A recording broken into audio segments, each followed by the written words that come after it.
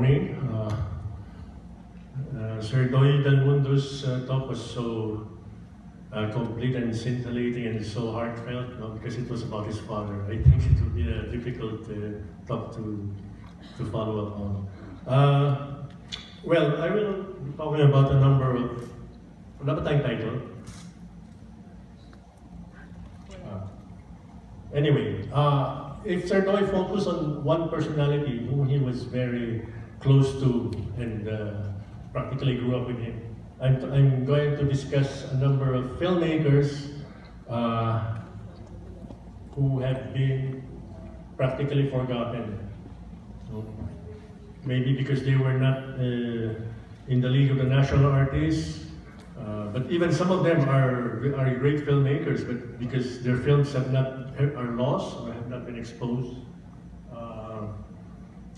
My title is Nemesio Caravana and Other Forgotten Filmmakers and Writers.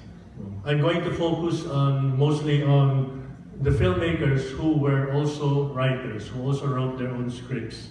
And there were so many of them in the past. Now we have more of a distinction between scriptwriter ka lang or director ka lang. Although up to now we still have those who can write their own scripts and direct their own films. People like Soledad Reyes or Doy del Mundo. But there's more compartmentalization now, in the film industry when it comes to directing vis-a-vis writing their own the script of a film. So I'm going to concentrate more on what I call the multi-hyphenates. The writers, the directors who also wrote their own scripts, and in fact, who were also writing, like Clodualdo del Mundo, writing in the vernacular in popular magazines and comics also. So that's why I put up front first Mr. Nemesio Caravana, who is practically a one-man film factory. It is not clear when he was born because there are some sources that mention his birth year as 1901 and others 1913. So, but I believe it's more like of 1913 because the kind of films he made, he was more active in the 1940s, 50s until the 60s. So this was the same period that people like Jerry De Leon, Susana de Guzman were making their films. So and they were born around 1912. So I would guess 1913 was the year when Nemesio Caravana was born, and then he passed away in 1968. Nemesio Caravana, I must admit I don't have that much detail about his life and his career. Only from cursory readings and hearing things from other people. If you look up, if you Google and look up the National Library, he has 69 entries.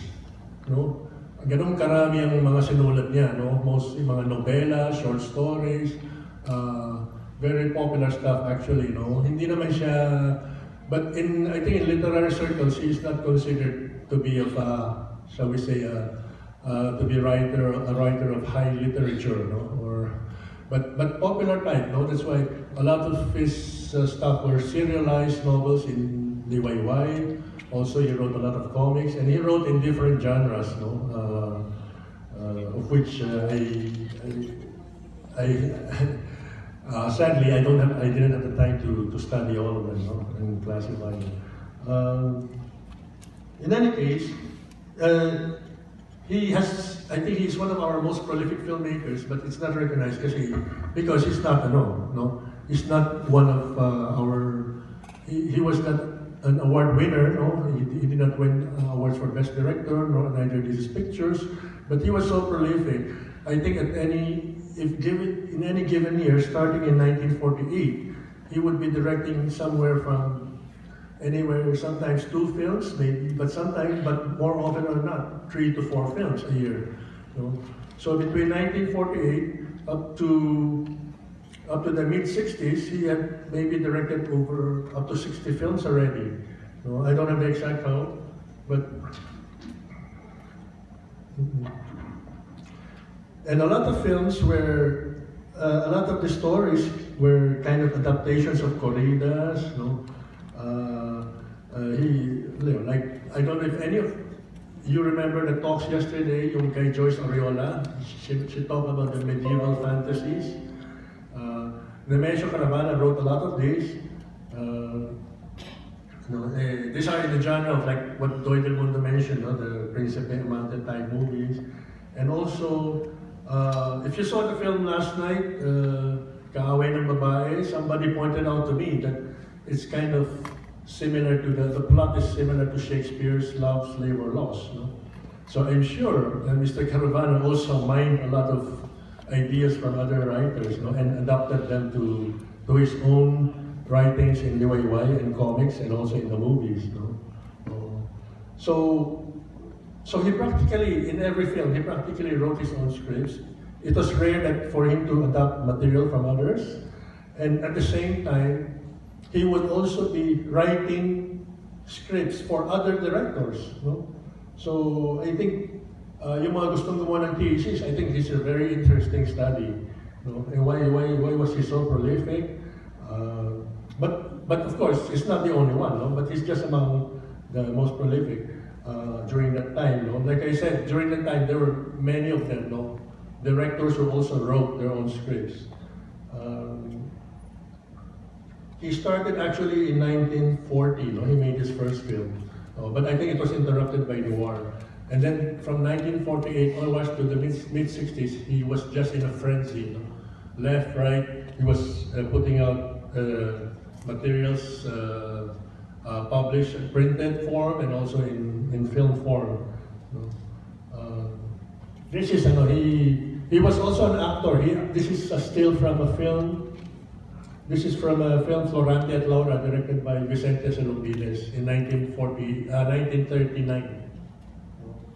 He played Adolfo. Okay.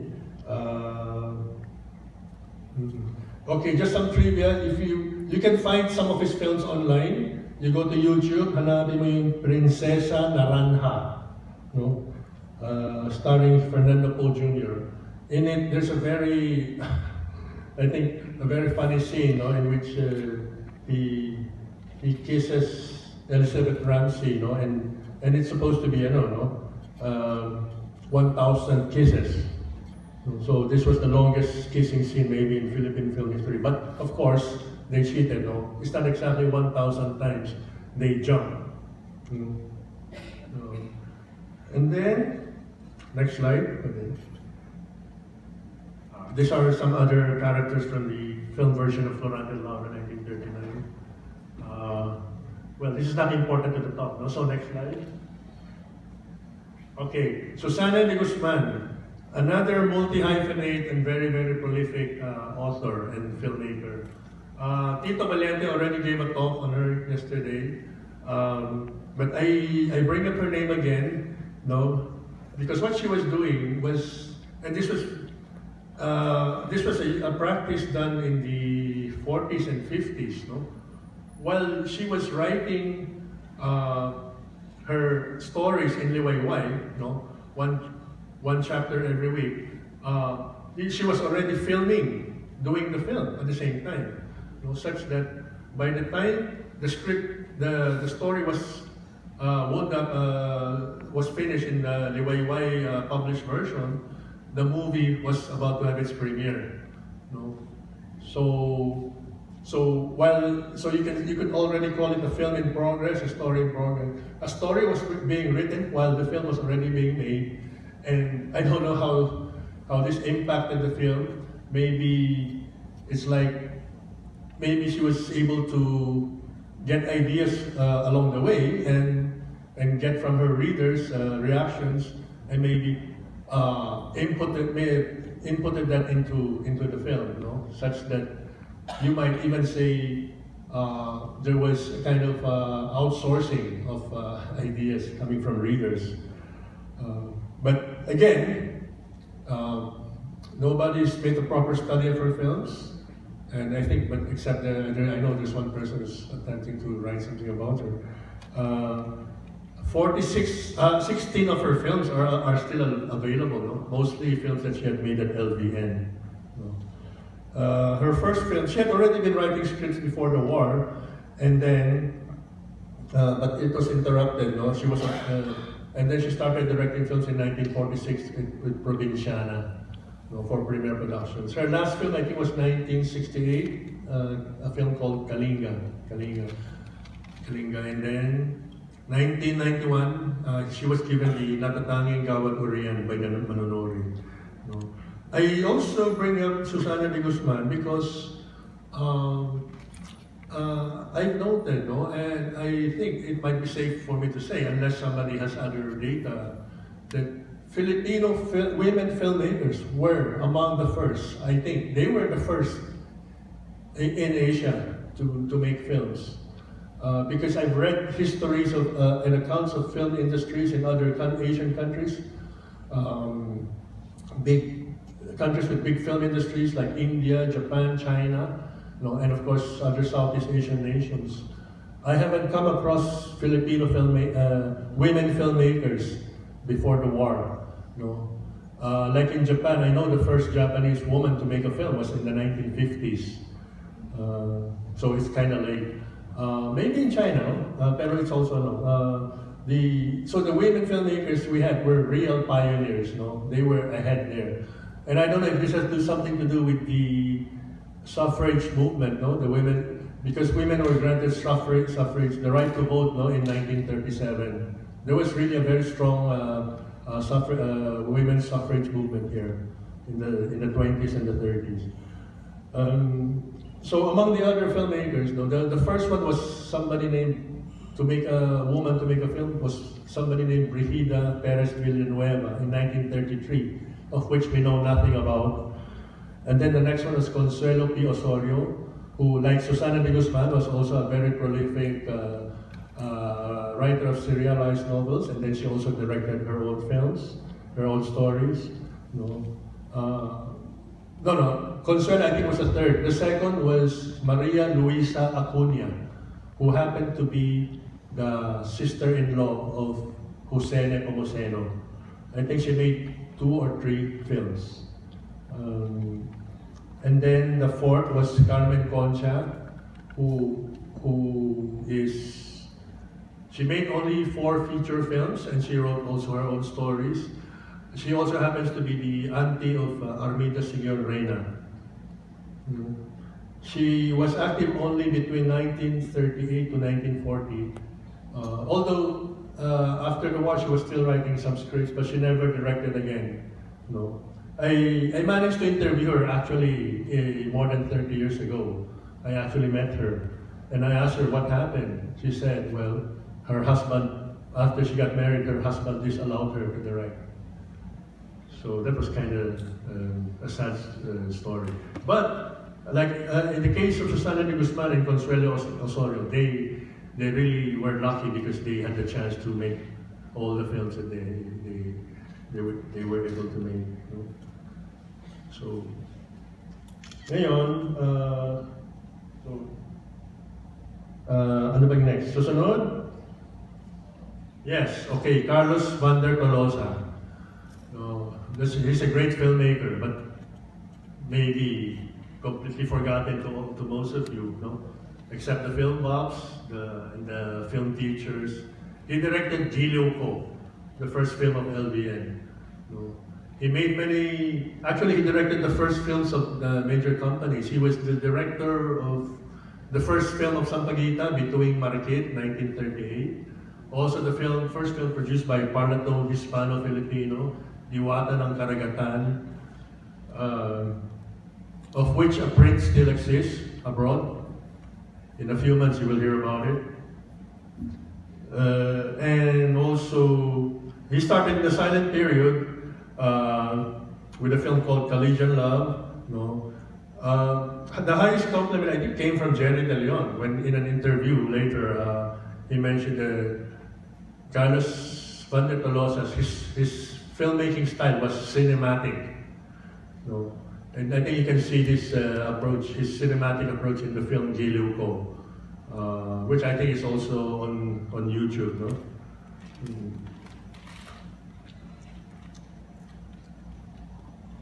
Well, it's too bad that he ended up his career. He ended his career, I think he made about 12 films for Sampaguita, but most of these were pot boilers and not very serious kinds of films. Unlike the early films that he made. No? He specialized in musicals. No, he was one of the best in doing film musicals. And then, also, I think he would make cameo appearances in some of his films. If you watch the film, The Big Broadcast, no, Sampaguita, he plays a film director in the film. You can see him in 2 scenes.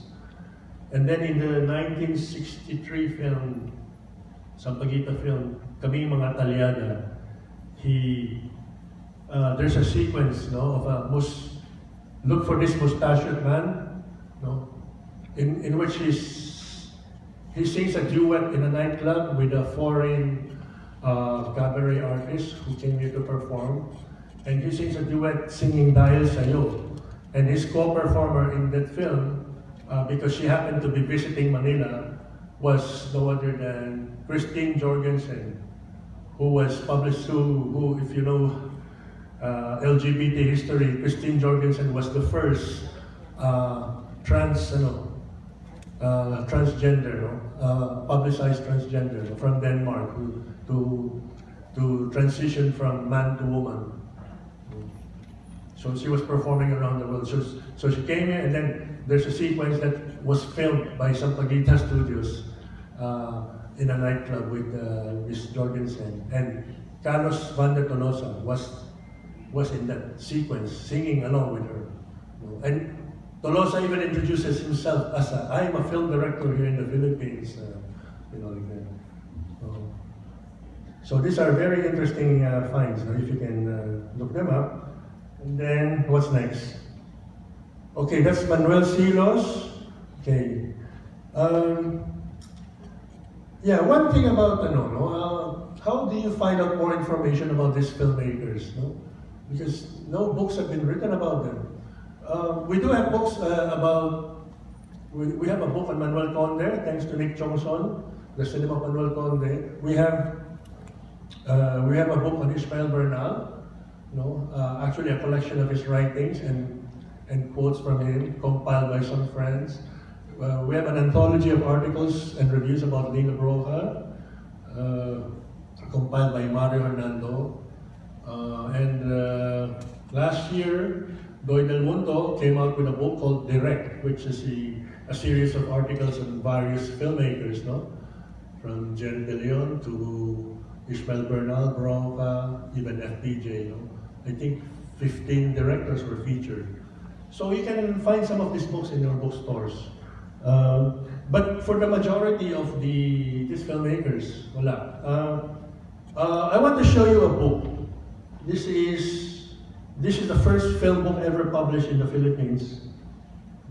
Motion Pictures in the Philippines by Vicente Salombides, 1952.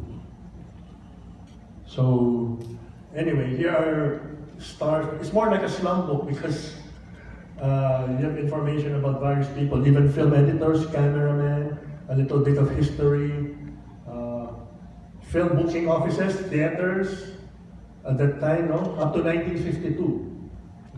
There's a section on film directors, and now this is interesting because, Lorenzo Perez Twelves, who's that? Jorge Santos, Mike Cajin, who are these people, no? We don't even have their films. But here's Susana de Guzman, Gerardo de Leon, Gregorio Fernandez, Octavio Silos, the brother of Manuel Silos himself, no? So there's some biographical data on that. Carlos Van der Tolosa.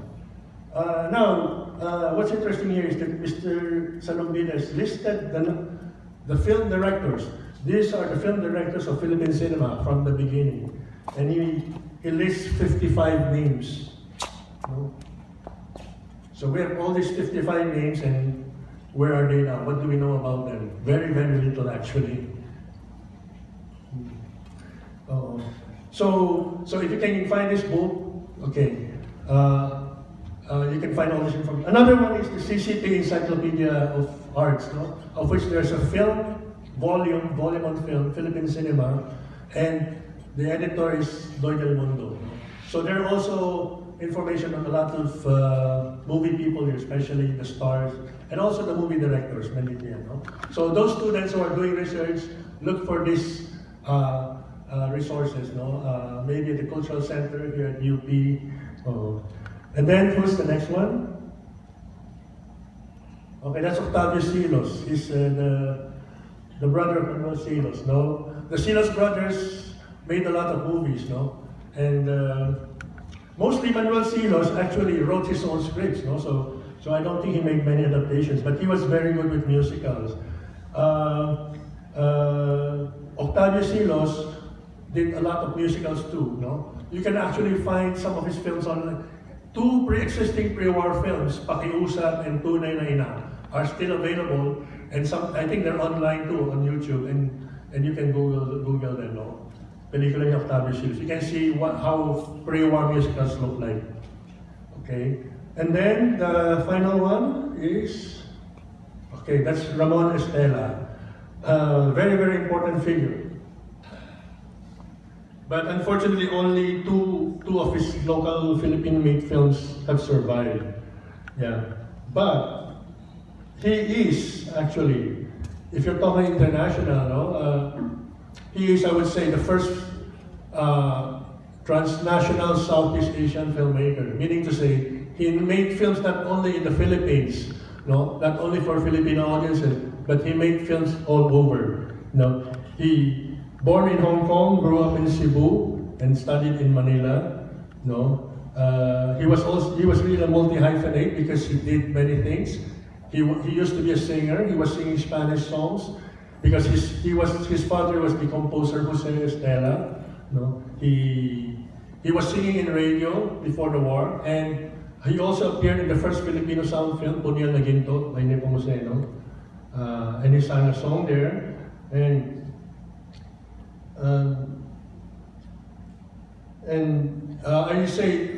mentioned that he was a transnational filmmaker because in the early 50s he got a scholarship to study documentary filmmaking in the States, and then when he came back, he was assigned by the United Nations to make films all over Southeast Asia, no?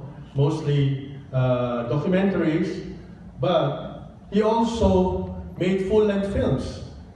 In fact, he made 2 full-length films in Vietnam, no? And he made 3 independent full-length films in Japan, no? But most of all, if you go to Malaysia, actually the film people know him, no? The history, because he directed 15 films in Singapore, Malaya, no? When it was still one country, no? So he made some Malaysian films. I think he was well known there for some horror films that he made, like Pusaka, Pontianak, 15 titles. May you say, how was he able to do this? Because he was a polyglot. He could speak Bahasa, he could speak Nihongo, he would, he spoke Spanish, he spoke Italian. He even made a full-length film in Italy, of which we know very, very little about. And how do I know these things? Because I was the last one to interview him before he died, by long-distance telephone in a year before 1991. And then 6 months later, he sent me a whole package of photographs and information and data about his career. May I also point out, he also made the first full-length comics film, Keng Koy, in 1950, based on the comics by Tony Velasquez, and the first Filipino cowboy movie, Bandido, 1950 also. Yeah. But in 56, he made a film, Buhay at Pag-ibig ni Jose Rizal. So this was the biggest biopic of Jose Rizal up to that time. It was 3 hours long. It's lost, by the way, no? And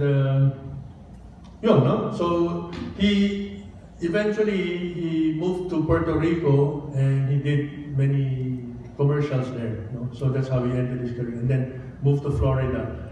No? So he was really an itinerant filmmaker. No? But I would say, his distinction is he was the first transnational Southeast Asian filmmaker. So I also wanted to touch on some writers. Kahapon may dumating dito, no? So apo raw siya ni Fausto Galauran. Nandito ba? Are you here? Oh. Well, Fausto Galauran, if you see films from the 30s up to the 50s, 40s, 50s, he's so prolific. He's always there in the name Sampaguita films, films adapted from his novel. Because he was the story, how do you say, he was the script consultant. He was actually in charge of the script writing department of Sampaguita. Yun lang. So, I still have a lot of data, but I think time's up. Thank you.